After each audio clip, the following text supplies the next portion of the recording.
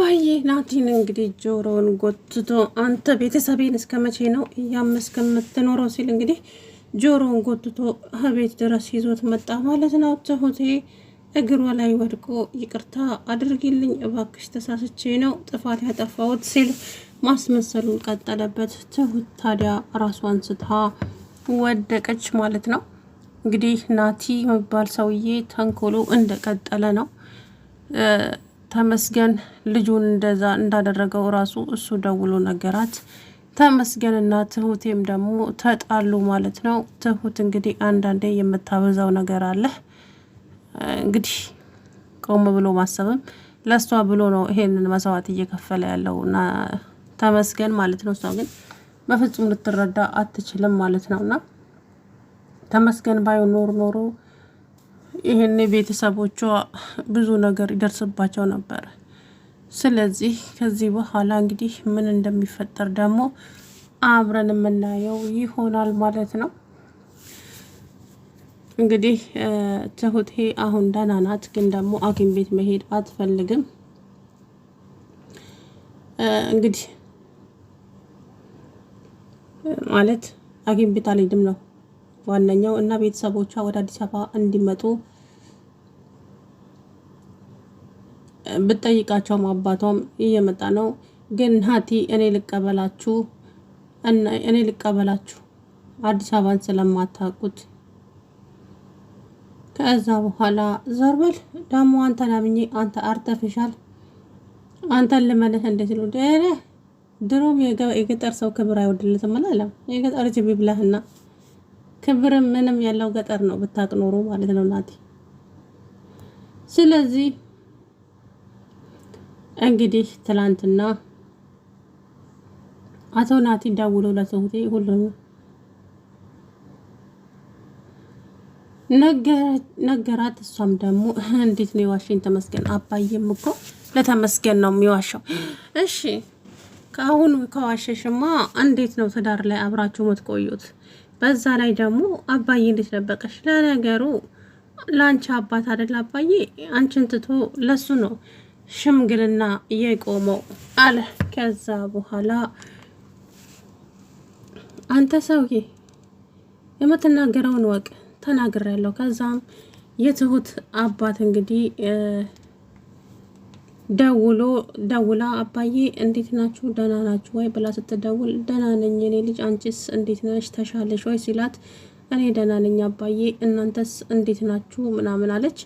ከዛ በኋላ እኔ ደህና ነኝ የኔ ልጅ አባዬ እባክህን ወደዚህ ና ካልሆነ ወደዚህ እንድትመጣ እፈልጋለሁ ስትለው የኔ ልጅ እንመጣለን፣ ግን አባዬ ቆይ እንዴት እንደዚህ አይነት ስራ ትሰራለህ የኔ ልጅ? ተመስገን ባይኖር ኖሮ እሱ ነው ከጉዳይ ወጣኝ። ነገሩ ደግሞ የተመስገን አባት በሽምግልና ይዞታል። አባዬ ሁለታችሁም ልክ አልሰራችሁም። ታይ ተመስገንን ማመስገን አለብሽ፣ እሱን ማማረር ሳይሆን አላት። ከዛ በኋላ እንግዲህ ተመስገን ትሁቴ ተቀይማብኛለች ብሎ በጸጸት ራሱን እንትን እያለ ነበረ ማለት ነው። ከዛ በኋላ እንግዲህ መጥቶ ይቅርታ አድርጊልኝ እባክሽ ትሁት ይቅርታ አድርጊልኝ ብሎ እግሯ ላይ ወደቀ። ተመስገን ተነስና እናወራለን፣ እኔ እኮ የተናደድኩብህ ለምን እንደዛ ታደርጋለህ ብዬ ነው አለ። ከዛ ምን ላድርግ? ምን ማድረግ ነበረብኝ? አባትሽ ጦስ ውስጥ እንዳይገባ ብዬ ነው። እናም ያናቲ በእኔና ባንቺ ስለሚቀና ነው፣ ምክንያቱም ስለተሸነፈ እሱ ነው ሁሉንም ነገር የተናገረው አውቃለሁ። ቆይ እሱ ምንድነው የሚፈልገው? ቆይ ምንድነው የሚፈልገው? ከዛ በኋላ የሚፈልገውማ ግልጽ ነው እኮ በቃ ተሸነፈ። ሽንፈቱን ደግሞ ላለመቀበል ነው ይሄንን ነገር። አሁንም እሱ ዛሬም ሆነ ነገ መቼም ሰላም ሊሰጠን አይችልም። እናም እባክሽ ትሁት በኩርፊያ ሳይሆን እኔና አንቺ አንድ ላይ ሆነን ይሄንን ልጅ ማሸነፍና የሆነ ነገር ማድረግ አለብን፣ አለበለዚያ ግን ከባድ ችግር ነው የሚፈጠረው አላት። ከዛም እንግዲህ ተመስገን አሁን ትንሽ ልረፍ አለች። እንዴት ትሁት ደግሞ አትመጻደቂ፣ የምሬን ነው መመጻደቅሽ ጥሩ አይሆንም ማለት ነውና አንዳንዴም ቆም ብለሽ አስቢ። ሰዎች ለአንቺ ጥሩ ሲሆኑልሽ እንደዚህ አይደለም ማሳየት ያለብሽ ብዬ አምናለሁ። እንግዲህ ከዛ በኋላ እንግዲህ አባዬ ትሁቴ ይህ ሁሉ የተደረገው ላንቺ ነው። ስለዚህ እናቴንም ሆነ ማንንም ማስቀየም የለብሽም የኔ ልጅ። ይሄ ላንቺ የተከፈለ መስዋዕት ነው። ገባሽ? ምን እየሆንሽ ነው አላት አባዬ። በጣም ተናደደና ከዛ በኋላ አባዬ እንዴ ቆይ እንዴት እኔ ችግር ላይ ችግር ለቤተሰቦቼ ምንም የማልጠቅም ሰው ነኝ። እኔ በችግር ላይ ሁሌ ችግር ነው ማመጣባቸው። ታይተውት እንደዛ አይባልም ይባላል እንጂ አባዬ ስንት ጊዜ ችግር በኔ ሁሌ ችግር ነው። አባቴ በኔ ተደስቶ አያውቅም። አሁንም ደግሞ ሌላ ችግር ያው ተመስገን እንደዚህ ያደረገ። እነሱ ነገሩን ተነጋግረው ፈተውታል። ነገሩን በሽምግልና ተይዟል። ትሁት አንቺ ተረጋጊ ተባለች። እንደው ያዙኝ ልቀቁኝ አለች ትሁት። እንግዲህ ከዛ በኋላ እንደምንም ብለው ነገሮችን ያው ሌላኛው ደግሞ አቶ ናቲ እንግዲህ ማነው ቲና ጠፍታለች።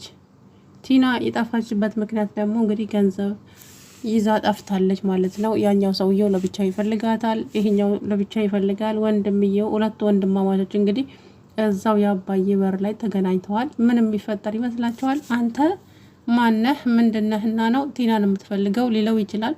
ምን አይነት ቃል ነው? ምን አይነት ነገርስ ነው የሚመልስለት? አሁን ጉድ እንደው ጉድ። ቲና እንደው ጠፍታለች። የለችም እኮ ቲና ቆየች ከጠፋች። ስልኳንም አጥፍታለች። በቃ ጠፍት ብላለች እና የት እንደገባች እንግዲህ ገና አልታወቀም። በመቀጣይ ምናልባት ልትመጣ ትችላለች። ብትመጣ ያው አላውቅም ምን ዞሮ የዚህ የሰውዬ ወንድም እጅ ከገባች ቲና አለቀላት። ያግቷታል። ከዛ በኋላ የወሰደችውን ገንዘብ በሙሉ ይቀበሏታል ማለት ነው። ግን እዚህኛው እጅ ከገባች እንደምንም ብሎ እንግዲህ ሊምራት ይችላል። አላውቅም። ዞሮ እንግዲህ የትሁት ነገር በጣም አሳሳቢም ነው፣ ያበሳጫልም። የሚያበሳጨው የሰው ነገር አትሰማም ትሁት። የራሷን ነገር ብቻ ነው መስማት የምትፈልገው። በጣም ነው የምትናደደኝ ትሁት። እንደው ይቅርታ አድርጉልኝና ድርቅ የምትለው ነገር እንዴ ተመስገን ለሷ ብሎ መስሎኝ ይሄ ሁሉ መስዋዕት የከፈለው እንጂ ለማን ነው እንዴ? ማመስገን ሲገባት ጭራሽ እሷ ያልሆነ ነገር እየተናገረችው ልጁን እሱ ስለሚወዳት ምንም ነገር ሊከፋም ሆነ ሊያዝን አልቻለም ማለት ነው። ናቲ ግን በደረቅ ሜዳ እሷን ህይወቷን ምስቅልቅል ለማውጣት አሁንም ቆርጦ ተነስቶላታል። ደጀኔ ወደ አዲስ አበባ እንዲመጣ አሁንም እየመከረው ነው ማለት ነው። ደጀኔ ወደ አዲስ አበባ ከመጣ አሁንም ሁሉ ነገሮች ያበቃሉ። ትሁት አሁንም ዝም ብላ የዛንም የዚህንም ምክር እየሰማች ተመልሳ ያው ወጥመድ ውስጥ መግባቷም አይቀር ነው። አሰማማ እሻትልም እኮ የራሷ ብቻ ነገር እንዲሆንላት ነው የምትፈልገው እና ያንም ትክክል ነው ብዬ አላስብም ማለት ነው። ስለዚህ ናቲ ተብዬውም እንግዲህ ዋጋውን ማግኘት አለበት ብዬ አምናለሁኝ።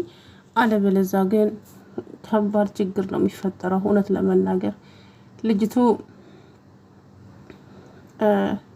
ያው ትሁትም ትድናለች፣ ግን ደግሞ ሐኪም ቤት አልሄድም የምትለው ነገር አባዬን በጣም እያበሳጨው ነው ማለት ነው። ለምንድን ነው ሐኪም ቤት የማትሄጂው? ችግርሽስ ምንድን ነው? እኛ ላንቺ ብለን አይደለም ወይ እንደዚህ እያደረግን ያለ ነው? ቆይ ምንድን ነው የሆንሽው ቢላትም እሷ ደግሞ እንግዲህ በፍጹም አይሆንም እያለች መከራዋን እየበላች ትገኛለች ማለት ነው። ስለዚህ ከዚህ በኋላ እንግዲህ ደግሞ የሚፈጠረውን ነገር ምንም የምናውቀው ጉዳይ የለም። ሲቀጥል ደግሞ ናቲ አሁን በዛ ይቆም እና የባለፈው ህልም ታዲያ ተመስገን ነበረ ሲያይ የነበረው። ህልሙ ምንድነው? ያ እንትን ያለው ማለት ነው ትሁቴን ሲያፈናት የነበረው ናቲ ነበር። እናም ይሄ ነገር እንደማይቀር ደግሞ እመኑኝ ይሆናል። ናቲ ተመስገን እንግዲህ ያው ዘው አጠገባፉ ሶፋ ላይ ተኝቶ ነበር። ደንግጦ ዘሎ ተነስቶ ትንፋሿን እያዳመጠ ነበር ማለት ነው። እዛ እሷም ደህና ነኝ አለች። ያ ህልም እንግዲህ የማይቀር ነው። እመኑኝ ናቲ ያደርገዋል። ምክንያቱም ተስፋ ቆርጧል። አሁን ላይ ገባቸው አይደለ? ተስፋ ስለቆረጠ ግዴታ ያደርገዋል። እኔ እሱ ብሏል፣ እኔ ተሸንፌ ራሴን ከማይ ሞቴን እመርጣለሁ። ስለዚህ የሆነ ነገር ማድረጌ የማይቀር ነው እያለ ሲፎክር ነበር ባለፈ ጊዜ አይታችሁት ከሆነ ማለት ነው። አሁንም ደግሞ ያደርገዋል። ይሄ የማይቀር እውነታ ነውና ትሁት እንግዲህ እኝኝ ማለቷን ትታ ራሷን መጠበቅ ግዴታዋ ነው። ከዚህ በኋላ አይ ራሴን አልጠብቅም እንደፈለኩ እሆናለሁ ምትል ከሆነ ተመስገንንም ታጠዋለች፣ አባዬም ይናደድባታል። እንዴ ሰዎች ለሷ ብለው እንደዚህ መከራቸውን እየበሉ የአባዬ ሚስት በዚህ እድሜዋ ደፋ ቀና እያለች እሷ ግን የሰውን ነገር ልትሰማ ፈቃደኛ አይደለችም ማለት ነው። ትሁቴ ዞሮ እንግዲህ ከዚህ በኋላ በጣም ብዙ ፈተናዎች በጣም ብዙ ቻሌንጆች ሊኖሩ ይችላሉ። ያንን ፈተና ደግሞ የምታልፈው እንግዲህ እሷ ራሷ ናት። ፈተናዎችን ለማለፍ መጣጣርም ያለባት ራሷ ትሁት ናት እና አሁን እኝኝ ማለቷ ሳይሆን ከተመስገን ጎን ቆማ ናቲን መጋፈጥ ብቻ ያላት አማራጭ እሱ ነው። ደጀኔም ይመጣል። አቶ ደጀኔም እንግዲህ ቀጥ ብሎ ይመጣል ማለት ነው። ስለዚህ ደጀኔ ደግሞ እዛ ቤት ከመጣ ነገር ተበላሸ በለው፣ ሁሉም ነገር አበቃለት። የምሬ ነው። እና ከዚህ በኋላ ደግሞ እንግዲህ ምን እንደሚፈጠር ምንም የምናውቀው ጉዳይ የለም። እናም ትሁት እዛው ተኝታ እንግዲህ ጸባዩዋ በጣም ነው የሚያስጠላው። ለተመስገን ያላት እሱ ለሷ ብሎ እንደዚህ መከራውን እየበላ ይገኛል። እሷ ደግሞ እንግዲህ በምላሹ ለምንድነው እንደዚህ የምትሆነው እንደዛ የምታደርገው ልጅ? ከዛ በኋላ እኔ ምንድነው ያደረኩት ትሁቴ? አባትሽ ሊመታው ነበረ። አባትሽ ከሚመታው ብዬ እና ያነጣጥሬ መጣሁት። ከዛ በኋላ እና ቢሆንስ? ቆይ ለምን ለአባቴ አታስብም እንዴ? እህቴስ? ከዛ በኋላ ምንም ችግር የለም ነገሩ በሽምግልና ተይዟል። ስለዚህ ሁሉም ነገር ቀላል ይሆናል። አንቺ ብቻ ተረጋጊ ቢሏትም አልረጋጋም ብላ እምቢ አለች። ትሁቴ እኔ እንግዲህ የምችለውን ተናግሬያለሁ። ከዚህ በላይ ምንም ልረዳሽ አልችልም። ከሰማሽኝ ስሚኝ እባክሽ ትሁት። እንዴ እኔ ላንቺ ብዬ ነው ለኔ ብዬ አይደለም ይሄንን ነገር ያደረኩት። ስለዚህ እባክሽን ትሁት ቢላትም ከዛ በኋላ በጣም እንደነገጠች ማለት ነው። እንግዲህ ትሁቴ ከዚህ በኋላ ምን እንደሚፈጠር ደግሞ እንግዲህ አብረን የምናየው ነው የሚሆነው። ናቲ በዚሁ አያበቃም። ናቲ ገና ተንኮሉን እየጠነሰሰ ነው።